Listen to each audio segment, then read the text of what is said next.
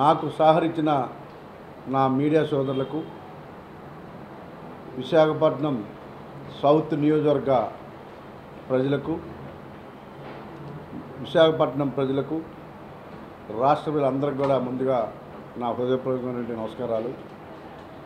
విశాఖపట్నం సౌత్లో నన్ను దగ్గరగా చేసుకొని ఒక అన్నదమ్ముడిగా,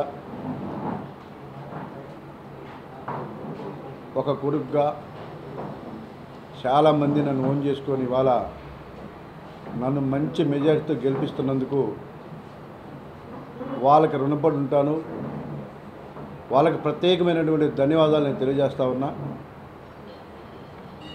వాళ్ళు రుణం తీర్చుకునే అవకాశం నాకు దేవుడు ఇస్తున్నందుకు ఖచ్చితంగా దక్షిణ నియోజకవర్గాన్ని ఒక గ్రీన్ సిటీగా తయారు చేయడానికి నా శక్తి వంచన లేకుండా పనిచేస్తానని చెప్పేసి మీ ద్వారా వాళ్ళకి హామీ ఇస్తూ ఉన్నా. పెడతా ఉన్నారు. జగన్మోహన్ రెడ్డి గారికి నేను ఒకటే చెప్తా ఉన్నా, అసలు మీ ఎమ్మెల్యే క్యాండిడేట్లు, మీ మంత్రులు 12 గంటలకే ఎలక్షన్ వదిలేసి పారిపోయారు. అది తెలుసా మీకు? 12 గంటలకే చేతులు ఎత్తిస్తారు. ట్రెండ్ తెలిసిపోయి చేతులు ఎత్తి పారిపోయారు.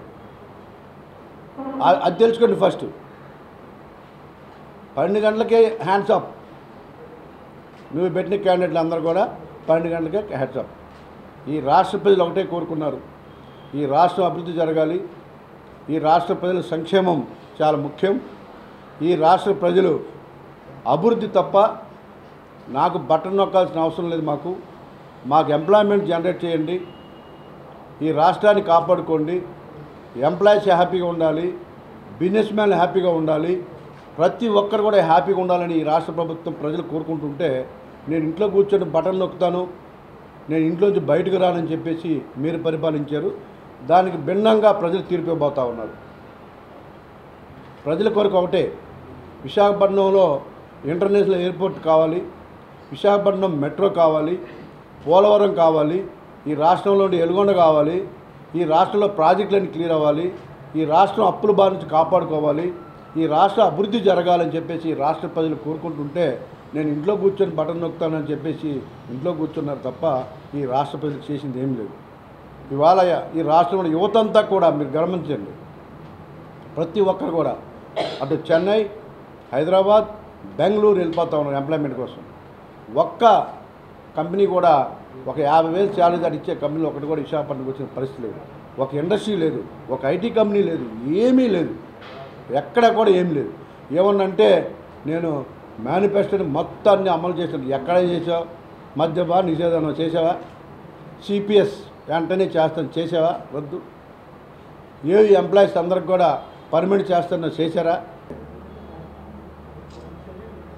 జర్నలిజం కాపాడండి. జర్నలిస్టులు చాలామంది ఉన్నారు నీతి నిజాయితీగా, వాళ్ళ ఆత్మ ఘోషిస్తుంది మీ వల్ల.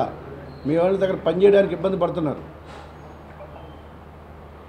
మీకు ఛాలెంజ్ చేస్తా ఉన్నా. ఎవరైతే సర్వేలు అన్నారో నేను ఛాలెంజ్ చేస్తున్నా, మీకు ఎవరో దమ్ముంటే నేను రాజకీయాలు తప్పుకుంటా.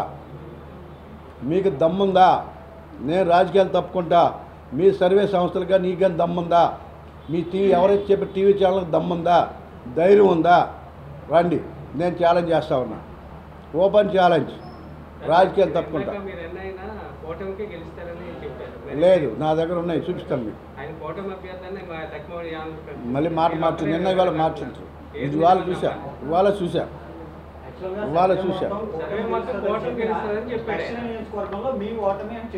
చెప్తున్నారు కదా, వాళ్ళకి ఛాలెంజ్, వాళ్ళకే ఛాలెంజ్. దమ్ము ధైర్యం ఉన్న మగవాడైతే రమ్మని దేనికైనా రెడీ. సార్ ఇంకోటి అంటే జగన్మోహన్ రెడ్డి గారు మళ్ళీ మేము అధికారంలోకి వస్తాం, వైనాట్ 175 అంటారు. 9వ తారీఖున ప్రమాణ స్వీకారం విశాఖలోనే. అవి అంతా కూడా అబద్ధాలు. ఇప్పుడు దాకా చెప్పాయి అన్ని అబద్ధాలు. ఆయనకు కూడా తెలుసు. వాళ్ళు 12 గంటలకే హ్యాండ్స్ అప్. ఉత్తరాంధ్ర మొత్తం హ్యాండ్స్ అప్. మీరు చెక్ చేసుకోండి. ఆ రిజల్ట్ వస్తుంది, అంతా వస్తుందే. ఏజెంట్లు దొరకరని చెప్పేసి పోలింగ్ ఏజెంట్లు సాయంత్రం దాకా ఉండాలి కాబట్టి ఏజెంట్లు వెళ్ళరని భయపడి అలాంటి స్టేట్మెంట్ తప్ప 135 మినిమం, 150 మ్యాక్సిమం. మీరు రాసి పెట్టుకోండి. ఇవాళ రాసి పెట్టుకొని మళ్ళీ చెప్తా ఉన్నా, రాసి పెట్టుకోండి. 4వ తారీఖు ఉదయం 10 గంటలకు మాట్లాడుకుందాం.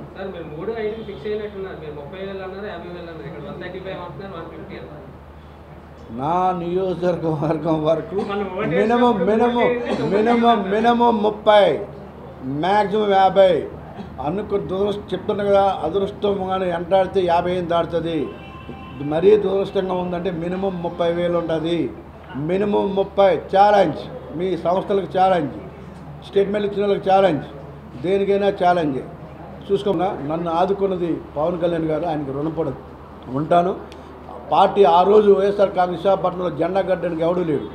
ఇవాళ చెప్తా ఉన్నా, నెంబర్ 1 ఈ ఉత్తరాంధ్రలో నెంబర్ 1 జనసేనగా చేసే బాధ్యత తీసుకుంటాను, చేసి తీరుతాను.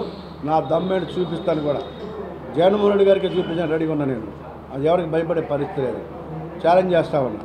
కాసుకో, నువ్వు దద్దమ్మని నమ్ముకున్నావు, నీకు ఏ రిజల్ట్ రాబోతుందో.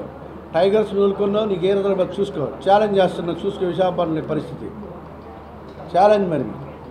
ఓకే, దద్దమ్మలో ఏమి బేకలేరని నువ్వు తెలుసుకోవాలి. Okay brother.